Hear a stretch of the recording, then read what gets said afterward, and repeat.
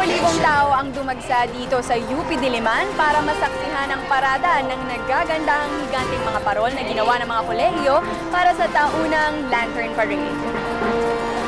Pasiglaban ang bawat kolehiyo ng UP Diliman sa kanilang likhang higanting parol sa taunang Lantern Parade. May hugis tao na paper mache mula sa mga pahina ng lumang magazine ang College of Arts and Letters. May robot na gawa naman sa alambre ang College of Architecture. Isang jeep na nag-ala Transformers naman ang pinagyabang ng College of Engineering.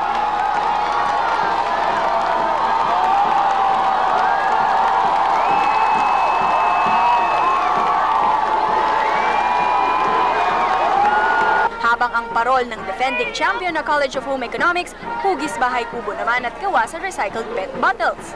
Pagkakaroon ng matibay na tahanan, and in effect, pag nagkakaroon ng matibay na tahanan, matibay ang bayan. Di rin nagpahuli ang College of Mass Communication sa parol nilang gawa sa ni-recycle na rolyo ng film at maliliit na LCD screens. Ito ay sumisimbolo sa citizen journalism, lalo na sa napipintong eleksyon sa kasalukuyan, makakapagpabago pa rin ang media at ng lipunan natin. Ang mga estudyante ito, todo costume ang gimmick. May mga nag-ala Roman gods, insekto, pati mga lamang dagat. Maliban sa makapigil-hiningang performance ng UP Pep Squad, agaw eksena rin sa parada ang Center for Women's Studies na nagsaboy ng kondom sa mga estudyante bilang pagsuporta sa RH Bill.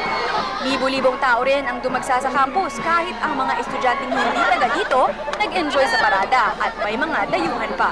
Alam ko po na sobrang bongga ng mga lanterns dito. Kita ko na sobrang bongga talaga ng mga lanterns dito. Tapos may isa pa yung oblation of Able na umiikot. Sobrang cool talaga.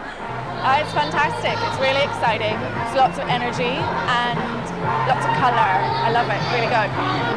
Nasa 30 engrandeng parol ang sumama sa parada. Amelin, mahigpit ang naging laban sa pagitan ng mga kolehiyo pero ang nagwaging parol ay ang sa College of Mass Communication.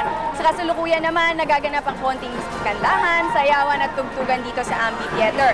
Pero ang pinakaantabayanan ng lahat ay ang engrandeng fireworks display maya-maya lang. Amelin? Maraming salamat, Patricia.